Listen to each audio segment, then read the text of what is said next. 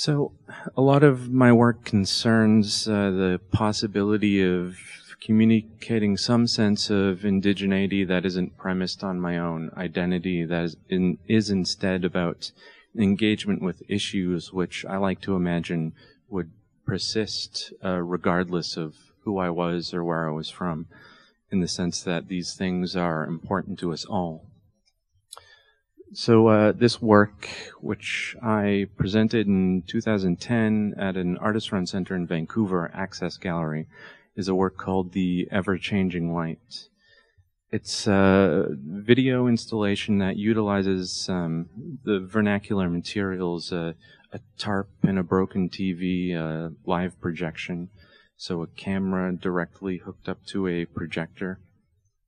So it's a complicated circuit that is projecting onto this tarp with a text cut out of it that reads everything with what lies close at hand and still further yet to bring it closer. Comes out of research I pursued about television static noise, and the idea or suggestion that this phenomena indexes the Big Bang, the very beginning of all things, but also with this increasingly sort of this technology that is often absent from people's homes now, but at one point would be this thing that actually registered something had gone wrong. So I was very interested in these two things coming to intersect with one another, the very beginning of all things and something has gone wrong. So looking at a way to sort of bring these things in relation to one another, it's projected onto this makeshift tarp, which with the text cut out of it. So it's a screen that operates in two ways, both as the receiver of the image and the screen that lets the image move through it.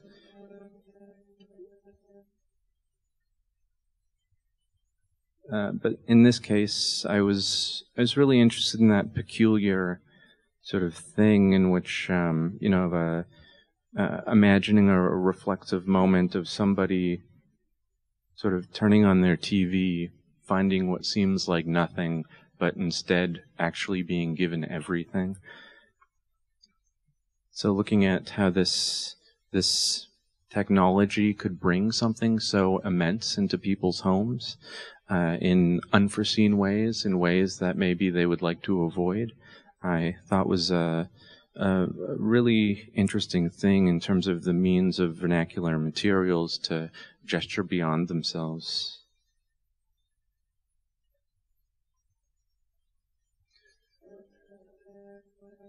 So that work was from 2010. This is an example of a body of work I produced in 2011. That often I think of it in terms of legibility, but the actual works themselves are faded construction paper. It's black construction paper in the sun to reveal an image of the place name Spuzzum. It's an unincorporated settlement just beyond Hope, BC, that's been rendered through black metal imagery. Black metal is a subgenre of heavy metal music that emerged out of Northern Europe in the late 80s and early 90s. A lot of early examples of black metal were really forcefully anti-Christian. So these were dudes playing loud music, asking very big questions about things like the very violent Christianization of Northern Europe and sacred sites being burned to the ground, churches built there with the understanding that because people worshipped at these places, they would now become Christian because there were churches. So the imagery from black metal is often has this forced symmetry. So there's a lot of things I was incredibly interested in, but looking at it is somehow analogous to the Northwest Coast form line, forms from the coast, Northwest Coast, extending from southern Alaska to northern Washington state, and the way in which those images are coextensive with an entire way of life. So black metal imagery is something that is tied to an entire subcultural field. That is, it doesn't exist abstractly in and of itself. It exists to register something of the larger phenomena of black metal.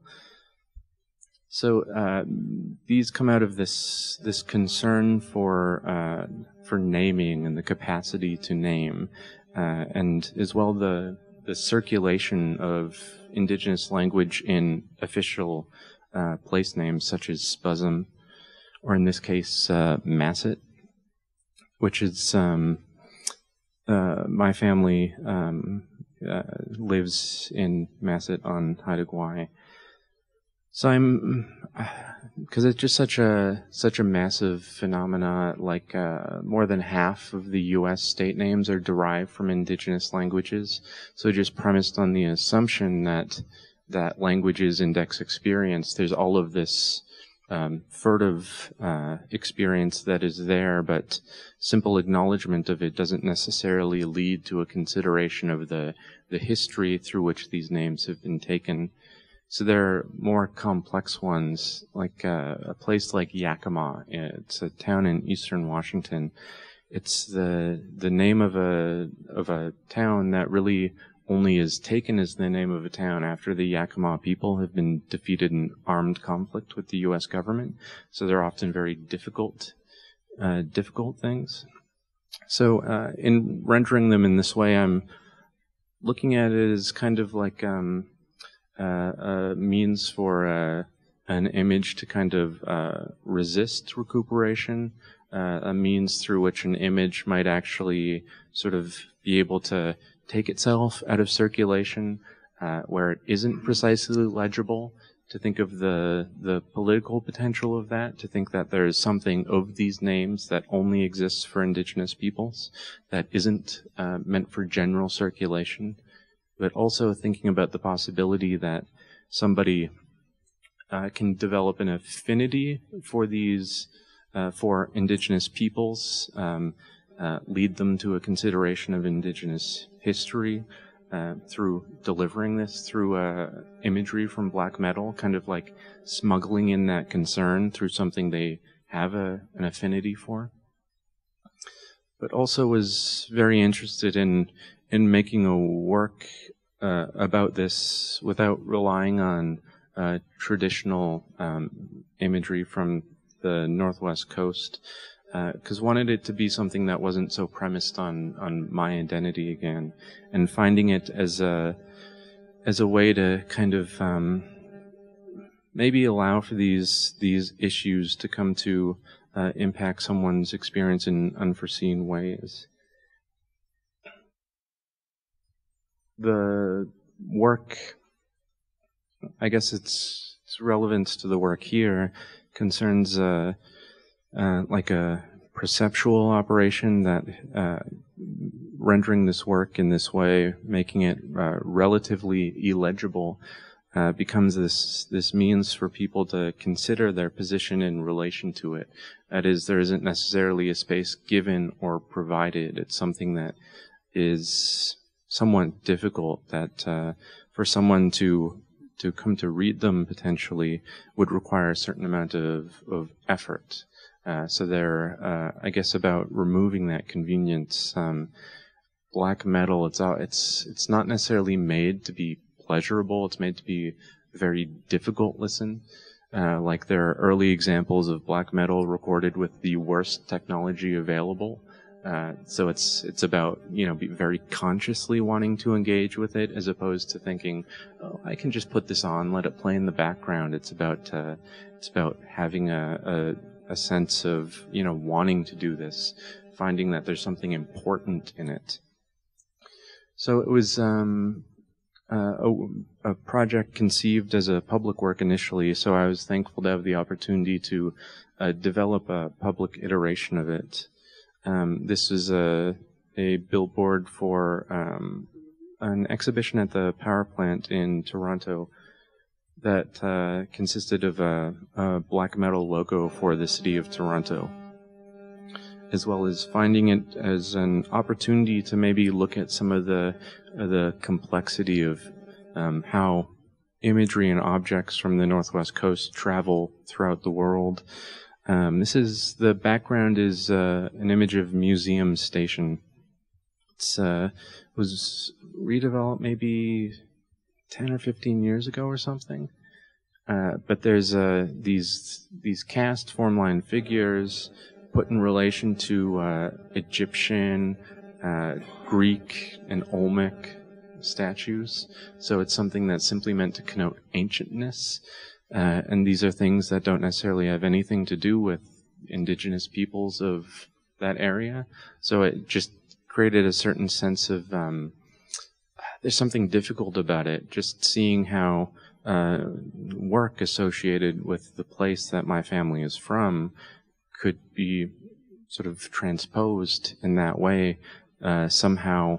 There are likely good intentions. It's likely meant to acknowledge the prior presence of indigenous peoples within Toronto, but ultimately signals the difficult thing that like indigenous cultural practices is often reduced to art, and indigenous art is most there's a popular understanding of it that is, for a lot of people, Northwest Coast formline works. So just feeling a certain kind of anxiety about that. So trying to sort of deal with these things, as well as think about the complex way in which peoples from the coast living in Toronto, this work would, maybe have a different impact for them.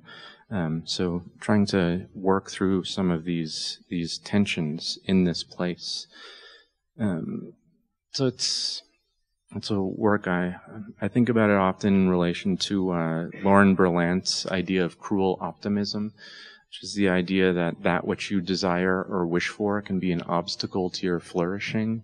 So in this case, with these good intentions, placing this indigenous-derived work in this context actually reveals something a bit more complex.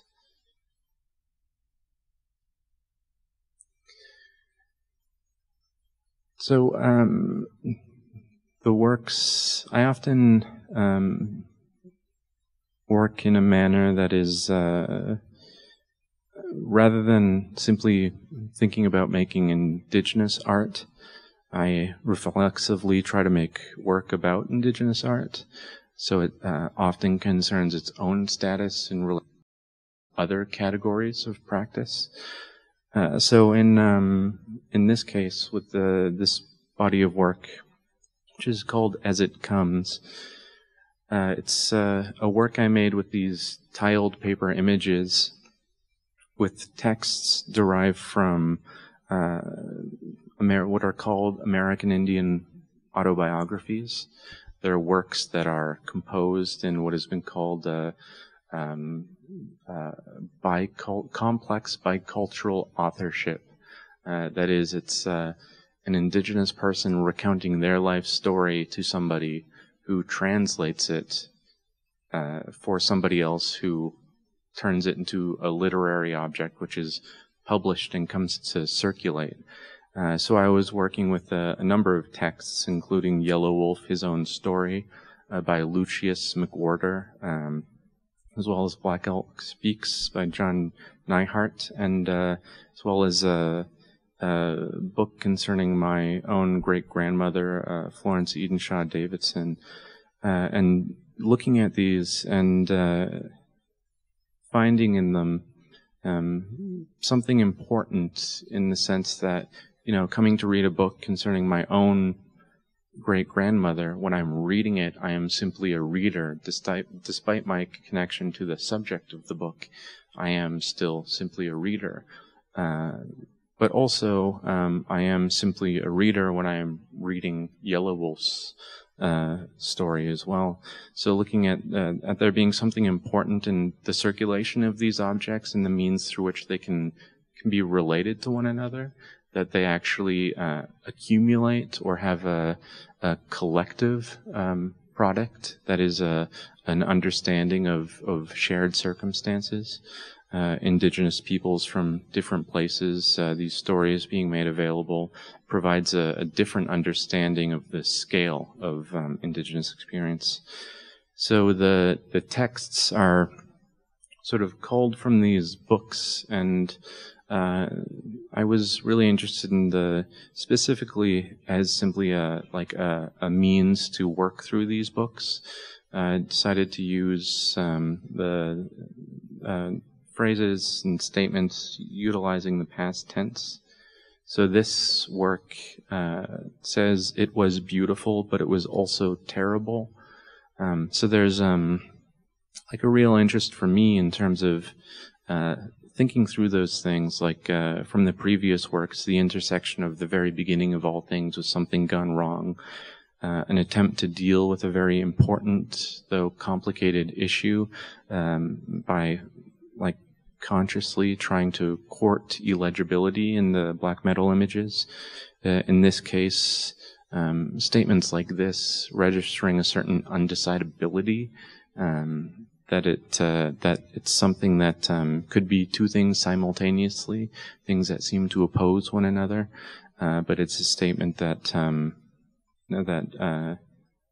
actually registers the complexity of it, as opposed to trying to reduce it, trying to find a way for it to manifest, to be able to regard that complexity directly. So that work was tied to this one, which was a public work that was programmed by the Contemporary Art Gallery in Vancouver on these windows at Yaletown Roundhouse Station, which was the title for the tiled paperworks. So it's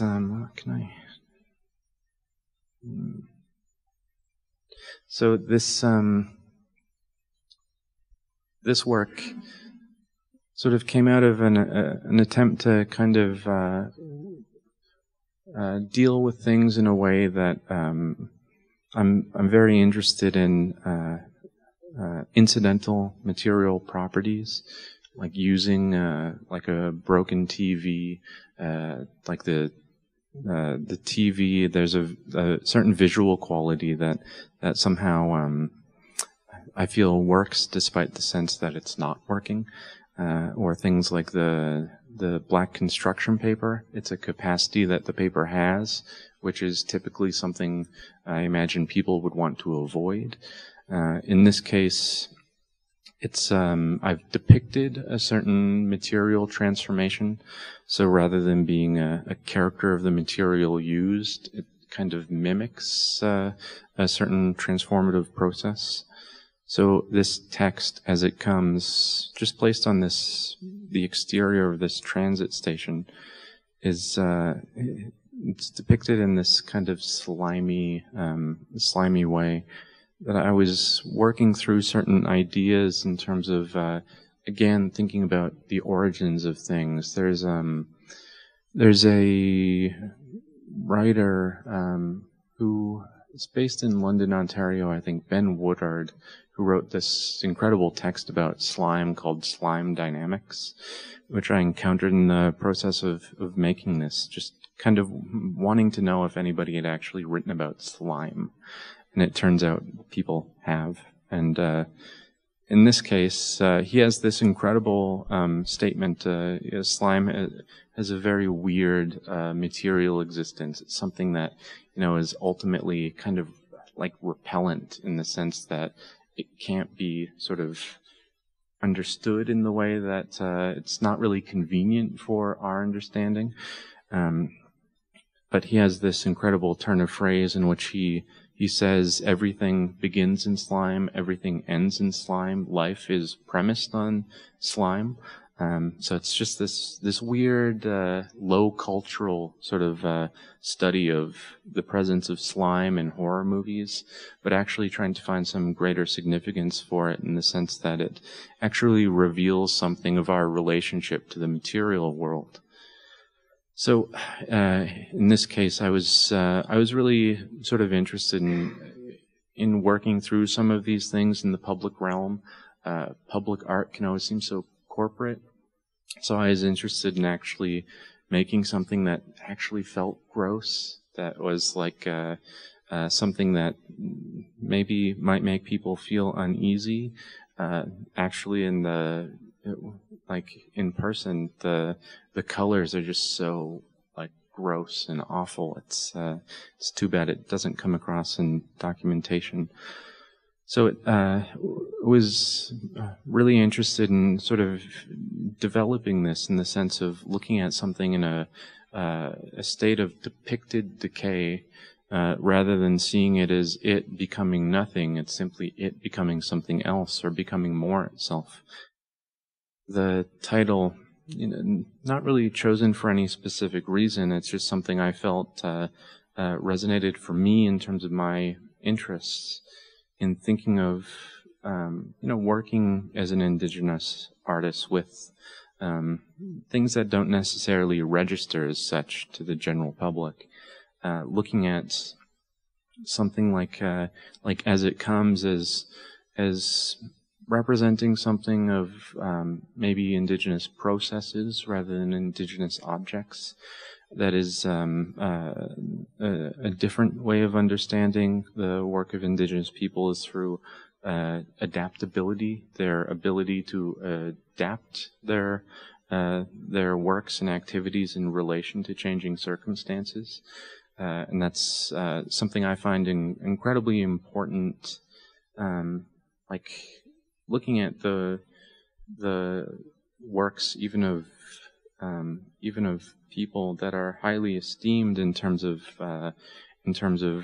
Indigenous art. It's I was very sort of interested to think about that they were working through a process that was Indigenous, that ultimately resulted in Indigenous objects. But I'm looking at what it might mean to redeem that process above all.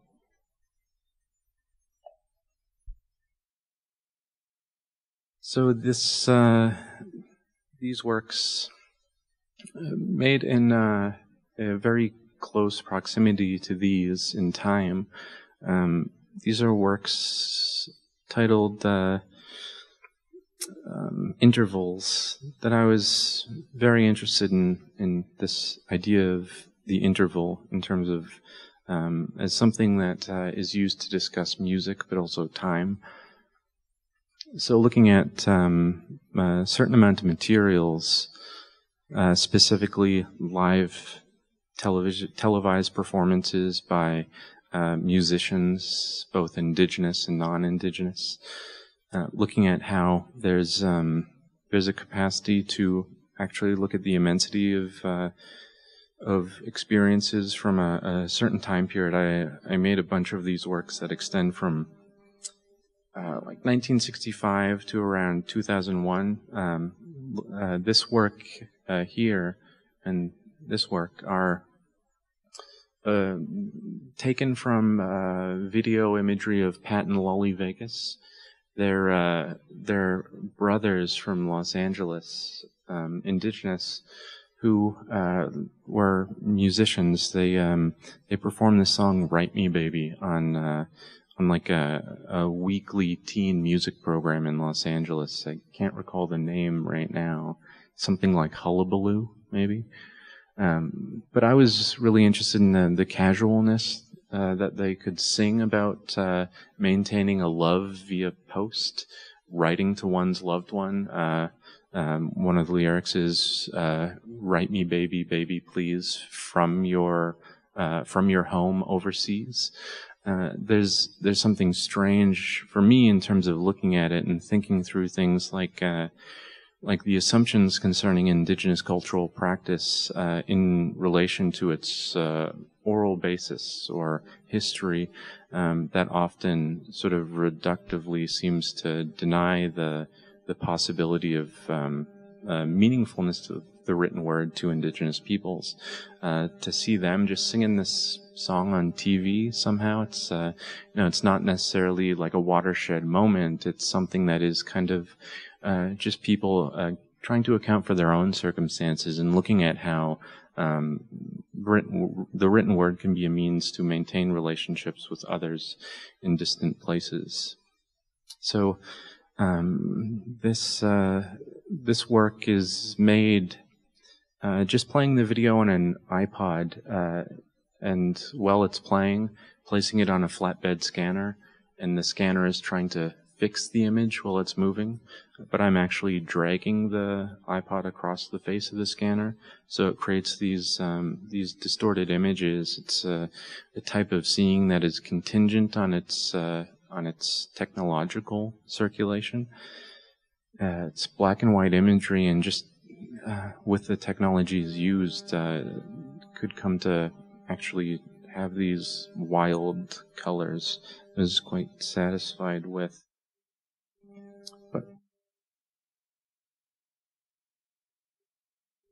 But something that I think would be sort of useful to talk about, just to finish, are these works, subsequent scanner works.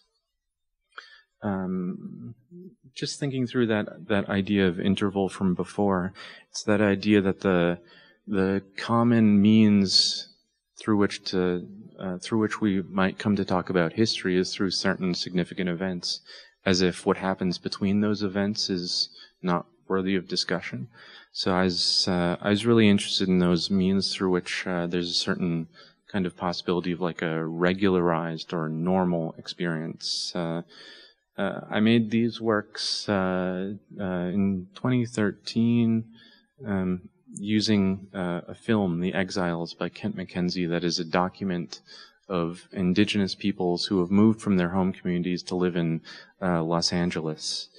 And just thinking through some of the complexity of it, and actually finding something really important in this film, in the sense that it doesn't take these people and test them against an impossible ethnographic standard. They actually have a certain existence that isn't compared to something else. It's simply trying to look at their negotiation of this urban space.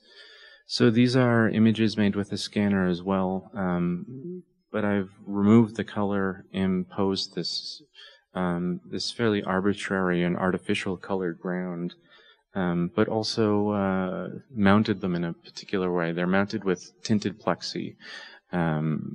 So the images are scarcely even this clear in person. So there's a real interest for me in terms of looking at how images of Indigenous people might be resistant to a reading of them as such, that they don't necessarily have to read as being images of Indigenous experience, that somehow it can be something more complicated. I've worked through a lot of sort of things and through which I want to develop a sense of the capacity for Indigenous experience to actually feel fairly normal. It's something that doesn't always have to have that specialized cultural manifestation. It can actually have a fairly quotidian character. So trying to look through this is a film which allows a certain kind of entry into that. So it's a larger series of 12 images that, just depending on the movement of people and the movement of the camera, the images, the movement in them can be fairly subtle or fairly extreme, especially in terms of the cutting. So I don't have a means to resolve or finish this, but simply leave you with this, which is work I'll be showing at Carleton at the end of this month. It's It's a work made with a scanner as well that reads the beginning, always a return of beginnings and returns. So very interested in some of these things in which I can develop a relationship to the work of others, as well as somehow possibly extracting myself from being the person framing them, but can attempt to reveal some of the complexity of them that maybe isn't immediately available. But thank you for the opportunity to speak to you here today.